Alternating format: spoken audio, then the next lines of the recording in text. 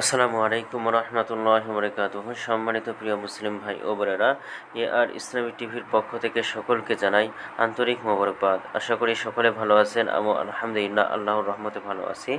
আজকে আপনাদের মাঝে আলোচনা করব নামাজের সময়সূচি সম্পর্কে।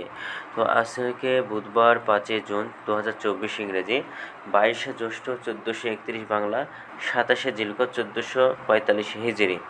ঢাকা এবং তার পার্শ্ববর্তী এলাকার নামাজের সময়সূচি তুলে ধরছি। তারপরে অন্য অন্য জেলা বিভাগগুলোর নামাজের সময়সূচিগুলো আপনাদের মাঝে তুলে ধরবো। আজকে ঢাকা এবং তার পার্শ্ববর্তী এলাকার তাহাজ্জুদ এবং সেহরির শেষ সময় হলো 3:39 আজকে ফজর রক্ত শুরু হয়েছে 3:44 এবং ফজর রক্ত আজকে শেষ হয়েছে 5:10। জোহরের রক্ত আজকে শুরু হবে 11:58 এবং জোহরের রক্ত আজকে শেষ হবে 4:36। আসর রক্ত আজকে শুরু হবে 4:37, আসর রক্ত শেষ হবে 6:42। মাগরিব রক্ত আজকে শুরু হবে 6:46, মাগরিব রক্ত আজকে শেষ হবে 8:09। এশা রক্ত আজকে শুরু হবে 8:10, এশা রক্ত আজকে শেষ হবে 3:39। আজকে সূর্যাস্ত যাবে 6:44 এবং আজকে সূর্যোদয় হয়েছে 5:10। এই গেল ঢাকা এবং পার্শ্ববর্তী এলাকার নামাজের সময়সূচি।